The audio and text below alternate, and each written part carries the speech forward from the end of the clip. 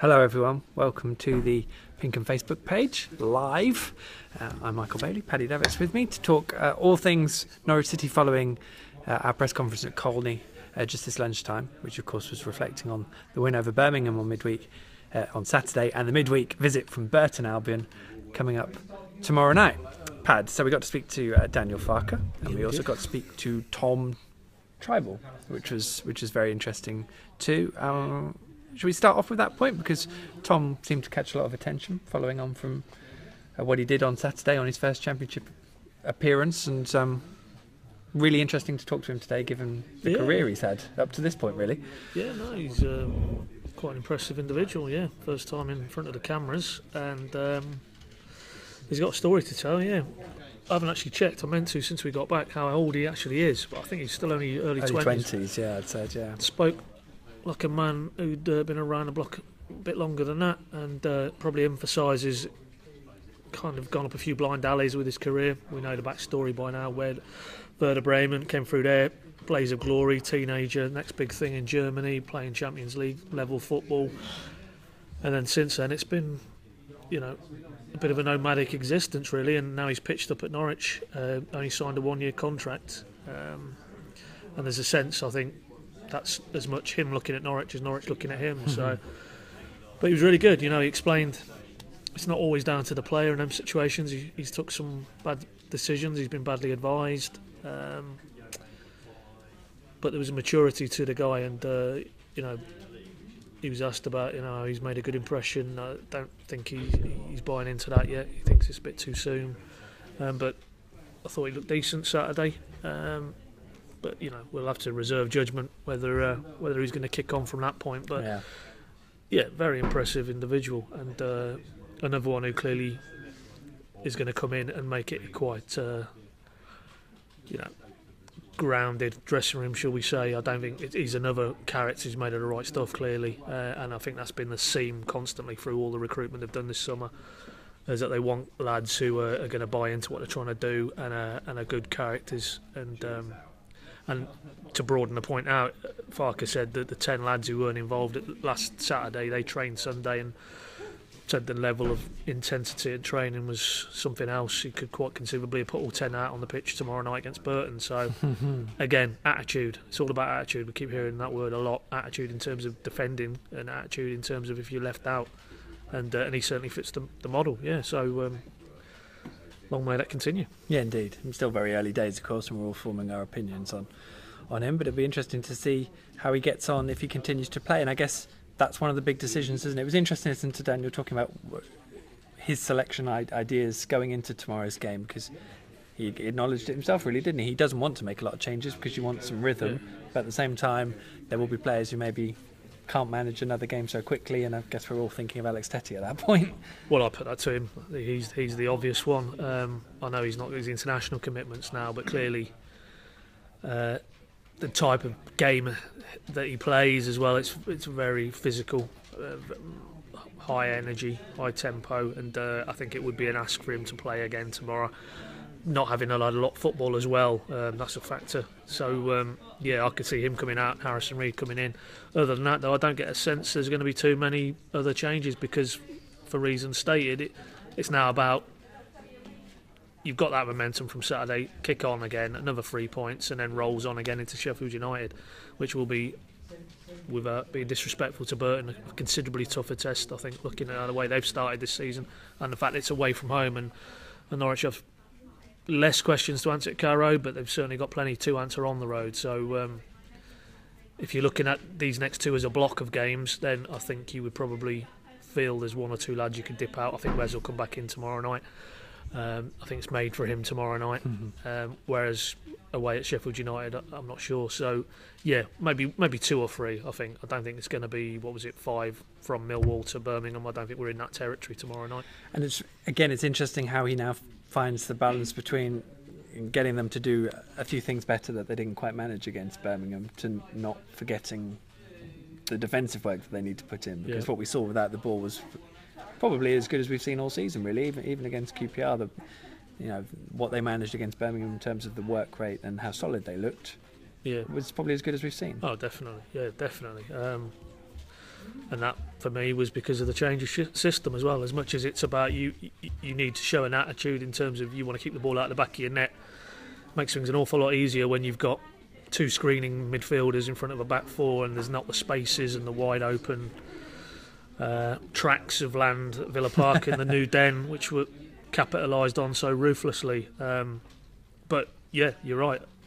That without the ball was as good as we've seen from a Farke team this season, and I think it'll be slightly different tomorrow in the sense that I don't think Burton will be anywhere as expansive as Birmingham were in terms of possession, committing men forward. So that it's going to be, can they break them down? They're going to have a lot more of the ball tomorrow night. Can they be patient and can they be clinical, which is the point he made this afternoon. When they do get chances, can they be clinical? And if they get their noses in front, you would think they might go on and win comfortably tomorrow night. But it's all going to be about, can they move it on in terms of what they showed us on Saturday, which was a team who can defend, a team who can be compact, a team who can counter. Okay, we've seen all that. We might need to see one or two other facets of this Norwich setup tomorrow night, I think, to break down Burton, who will obviously be desperate to avoid another hammering the like of which they got at Ellen Road. Yeah, which I think you asked, it doesn't really do Norwich a favour that they've got done 5 at Leeds. I guess the only other thing that's sticking in my mind is Tim Closer, and we've spoken a lot, and Tim's spoken a lot since the weekend. He did very well, of course, but just interesting, Daniel again being quite reserved in terms of how he wants to speak about Tim Closer, and remembering what happened to Christoph Zimmerman, which I couldn't work out if it was a slightly harsh example or not, but the fact that everything was so rosy after QPR and the victory, and he's quite right. The performance after that at Villa, he did really struggle, and very different places in their careers, Tim and Christoph. But interesting that he kind of acknowledged that and put it out in the open.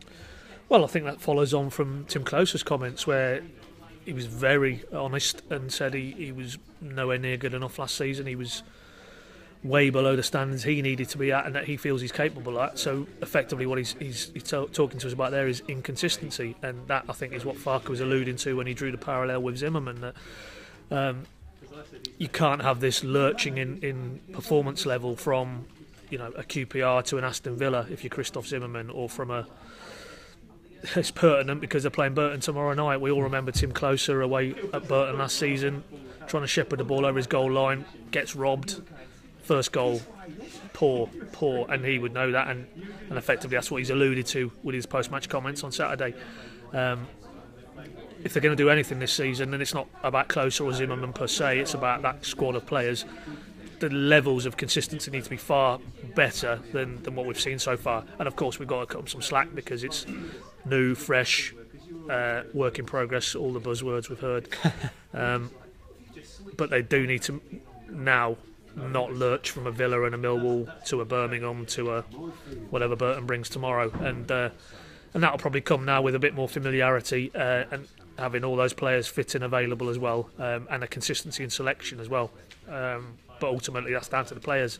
If they do the business tomorrow night, then as much as he's got a lot of options, the team almost starts to pick itself, and that's a scenario where the best phases of Norwich in the last 5 or 6 years, the team has more or less picked itself, and they've just rolled on, and they've had that momentum, and they've just rolled over teams, and that's when, in my experience, Norwich are at their best, home and away. And as I say, not tomorrow night, but certainly this coming weekend, we're going to find out a lot more about them, because away from home they've been, well, not good enough, and home less so, but ultimately you can't pick and choose. You need to do it week in, week out, whether you're at Carrow Road in front of 25, 6, 7,000, or whether you're going to the new den and you're facing opponents who are going to basically put it up to you, and can you handle that? And they certainly did against Birmingham, but as I say, we'll find out a little bit more tomorrow night, and then certainly Sheffield United for me. Yeah, Sheffield United have already got their template, I think, from Millwall, and I don't think they'll be venturing too far away from it. We'll be on for probably a few more minutes, so get any questions you want, let us know where you're watching from. That's always good to hear from you.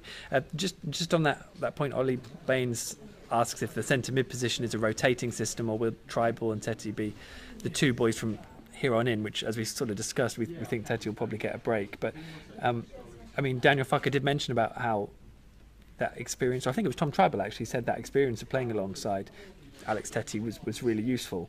If you do then put Harrison Reed in, he hasn't got that same level of experience, and I suppose that is the slight worry, if indeed he does go with two holding midfielders at home to Burton. Ultimately, if as we see it, you're going to have a lot more of the ball, and you probably don't need two holders. But in that scenario, then do you just take Trybull and Tete out and just put in Reed? I don't see that. So for me, I think it would be Tete coming out, and then you either push Trybull forward into a more solid 4 across midfield with Harris and Reed slightly deeper, or you retain the 2, and that's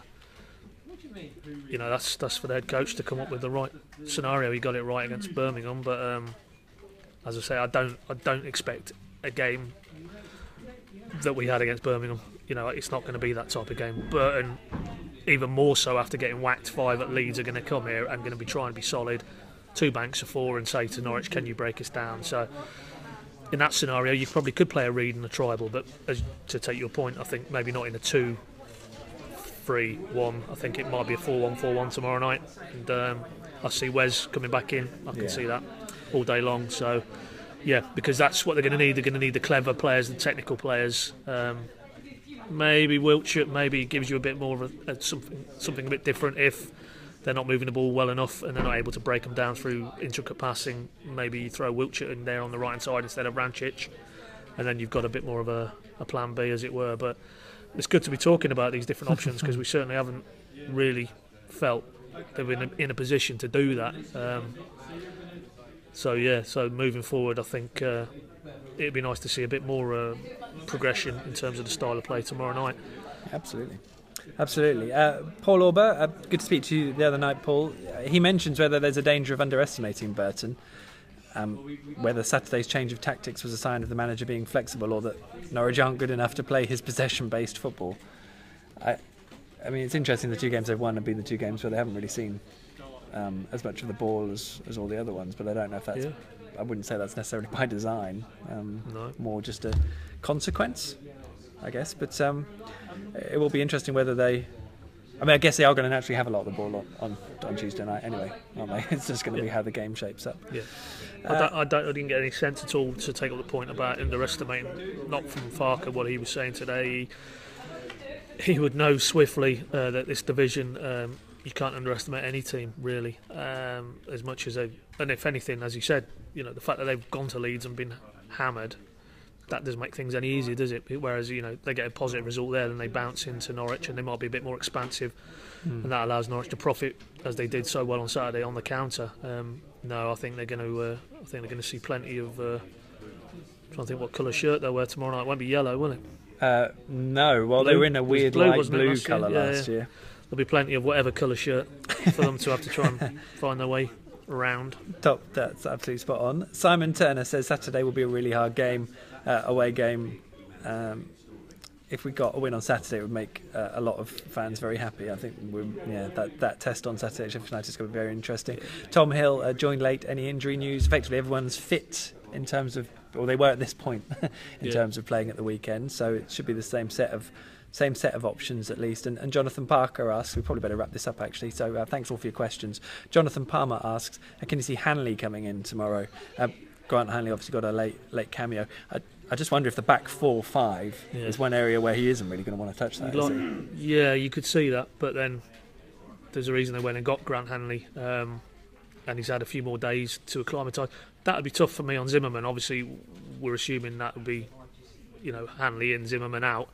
He's hardly going to drop closer after one game, and so impressive as he was. But yeah, it's a difficult one. But I think he would probably stick with Zimmerman for the point you rightly make there, that if he's only going to tweak, and after the whole gnashing and wailing of teeth at Millwall and Villa, a backline if kept a clean sheet, why would you look to disrupt that? It's a nice conundrum to have, that you've got Grant Hanley there in reserve, but again, there seems to be a common theme to the debate this afternoon. I think Sheffield United, that to me is Grant Hanley all day long, because they'll go direct.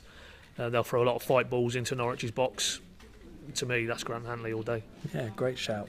A couple of last ones then, go on. Stuart Cousins, is it time to start looking for a new boss, or should we give him 10 games? I guess that's probably a dig at Crystal Palace there, I would have thought. Oh, right, okay, yeah. Indeed, Stuart. And Steve Mann, has Maddison's it might not be. He might be being serious. I've had one or two on social media telling me it's time to get rid.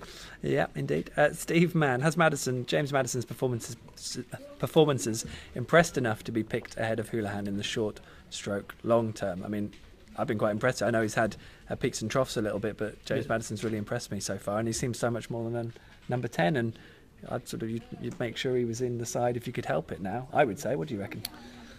I don't know. I take your point, but he's a young man and he's getting a lot of minutes now, and I think there are phases of games where you can see that he is a young man and the demands placed on him. I think you might dip him out tomorrow and maybe play Wes. You're not losing anything in terms of creativity. Wes has had, he played, trying to think when he played for Ireland, was it last midweek or was it the weekend? No, it was midweek, early, Wednesday, so, Tuesday. he's had a good period, we'll say 7 days to sort of get his energy levels back up again.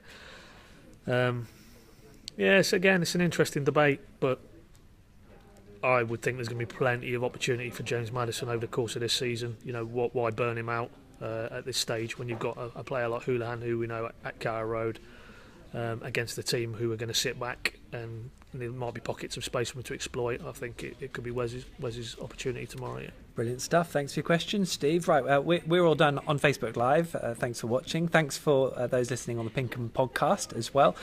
Loads of Norwich City stuff, of course, at PinkUn.com, building up to Tuesday night's game, looking back at the win over Birmingham, and of course we'll have all the analysis and reaction after events on Tuesday night against Burton too, and you'll be able to hear from Tim Closer. It's all there as well. Just to finish, Stuart says he was being serious. You think it might be time to go. What a note to finish on. Thanks very much, Pat. Thanks, Mike. Thanks all for watching, and we'll see you again very soon.